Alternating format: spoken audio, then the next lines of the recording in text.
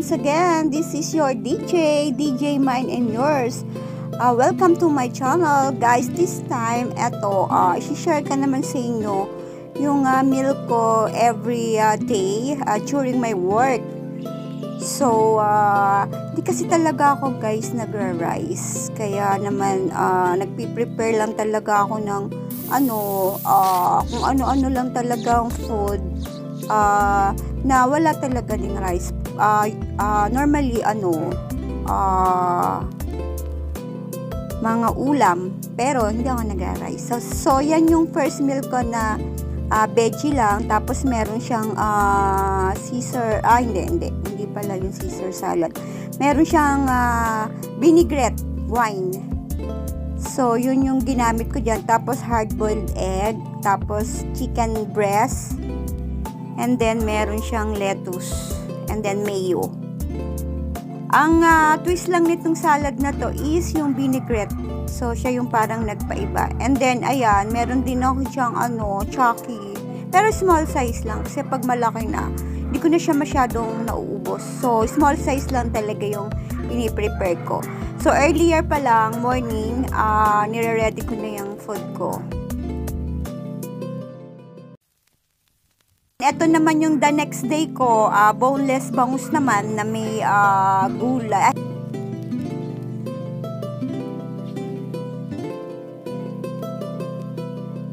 Pero pag hapon naman, nire-ready ko na talaga siya. Kasi pag hindi, malilate ako the next morning.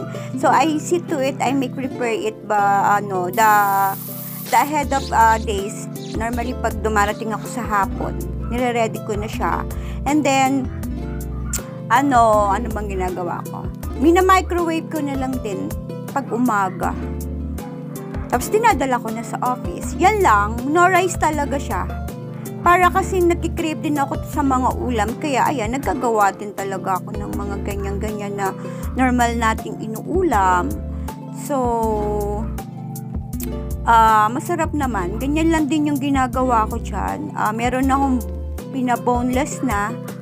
Kasi ang hirap naman kainin guys ng bangus kapag hindi siya boneless. Kasi so matinik, diba? So, minix-mix ko lang talaga yung sibuyas, bawang, sili, paminta. Ayan, nakita nyo guys, nilalagyan ko lang siya ng pepper. Ground pepper, and then salt. Konti-konti lang syempre guys, kasi baka mapaalat. So, hindi nyo na siya makakain. Wala pa naman akong rice. So, kailangan sakto lang talaga yung timpla ko. Ayan, mix-mix lang. Tapos, yung iba dyan na ingredient, syempre yung itlog na pula. Ayan, guys. Mabibigay ko sa inyo yung tip na yan na you have to add itlog na pula. Tapos, ayan, halo-halo lang. Parang dami kong ayan na sinasabi. Diba? Mix-mix lang. Tapos, ilalagay na natin dyan sa ating boneless bangus. O, diba? Kahit wala namang rice, feeling ko I was making busog-busog na kapag kayan lang naman talaga yung kinain ko. Mix lang. Ay, ilalagay lang natin siya dyan. Tapos, syempre, kailangan meron tayong foil. Kasi, i-wrap natin siya sa foil. Saka natin siya i-oven. Tiyagaan lang talaga kapag ka naggagawa ka ng ganyang pagkain mo. Kasi guys, hindi kasi talaga ako sanay bumili ng food ko. Ever since talaga nung nagwo-work ako, ilang taon na rin siya na talagang I make sure na I have the one who prepare my food. Even small amount of food or any food na I was the one who prepared, I was comfortable to eat that kind of food kasi talaga guys. I don't know, I don't wanna make maarte naman na I don't want to buy in the labas-labas, but mas gusto ko lang din talaga na ako yung nagpi-prepare. Kasi kung puro naman siya, fast food, 'di ba? Parang masasawa ka rin naman. So, mas maganda talaga yung magbibigay ka ng time para i-prepare mo yung sarili mo food. Ayan lang, in-oven ko lang din siya.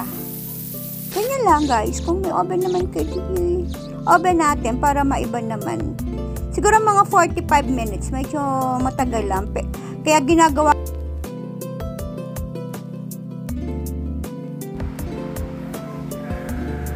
Ayan guys, this time naman, syempre, may favorite milk tea. Ayan, Imperial Tea. Macau Imperial Tea guys, masarap. Try nyo.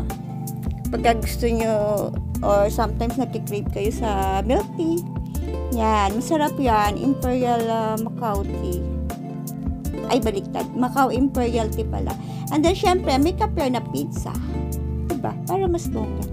Mas masarap. Mas may enjoy mo yung food mo kapag ganyan. And then, ito, syempre, kapag Thursday naman, I prepare naman kare-kare. Crispy liempo kare-kare. Naprito ko rin nung liempo. Tapos, ayun, guys, ginisa-gisa ko lang siya. Dapat pala pinakita ko rin kung paano magluto ng kare-kare. Diba? Para nakita nyo rin, sayang naman. And then yun, nakita nyo na lang kasi parang ganyan na, ready na siya agad. Tapos yung gulay, last talaga yung nilalagay. Para medyo, hindi naman ganun kalambot yung gulay natin. Sarap, kare-kare. O diba, pag dyan ka lang, super ano ka na, busog ka na, no need talaga na magdala ka pa ng rice kasi may gulay ka na, tapos may konti comfort. Sarap na. Oh. Pagutom. Susunod guys, ibablog ko talaga kung paano magluto ng kare-kare. Kasi iba rin yung way ko kung paano ko siya niluluto. Si-share ko rin sa inyo yan guys.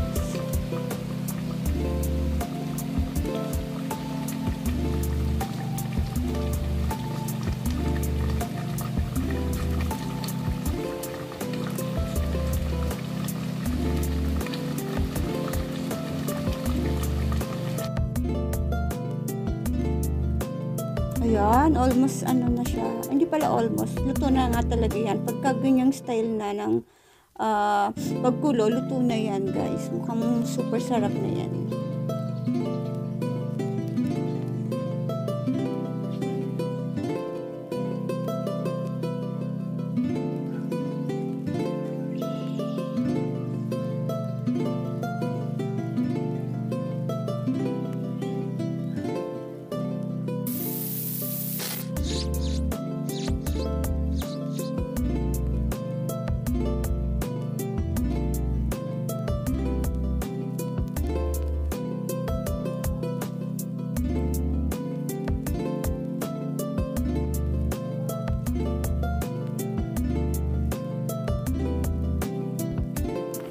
Yan, this time naman guys, seafoods naman.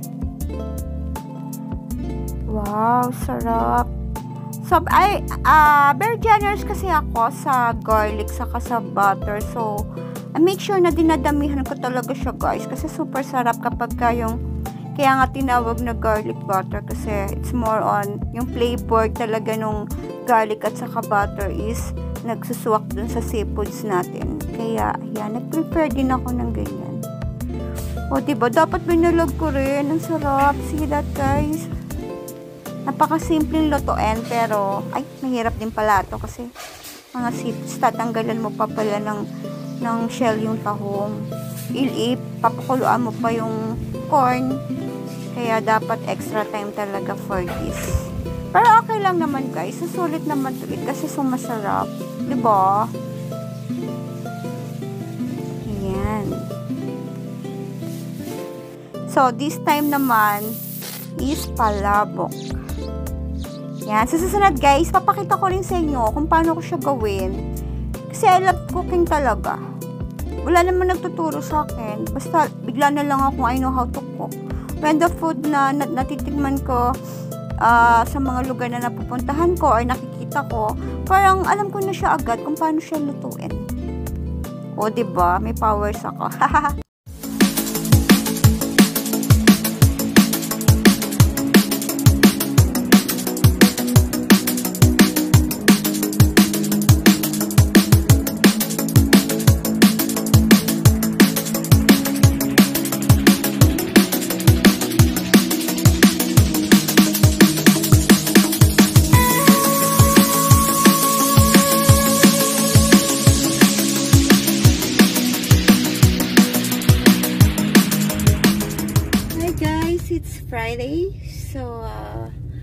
Ayan, medyo happy tayo today kasi last day of work. So, Saturday and Sunday, it's my free time.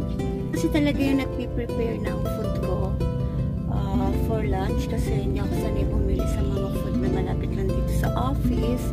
And then, pagpa-pass food delivery naman, medyo masasawa ka na rin talaga guys. Kaya, mas prepare ka talaga na ako yung nagluluto ng food ko. Kasi, mas nakakain ko siya ng okay. Kahit ano lang yan, basta may niluto ako, and then make sure na may baon talaga ako. Ayan, mamaya mag-aayos na ako ng konti kasi medyo meron pa akong 5 minutes para pumasok. Ay, sorry. 5 minutes para mag-prepare. Ayan.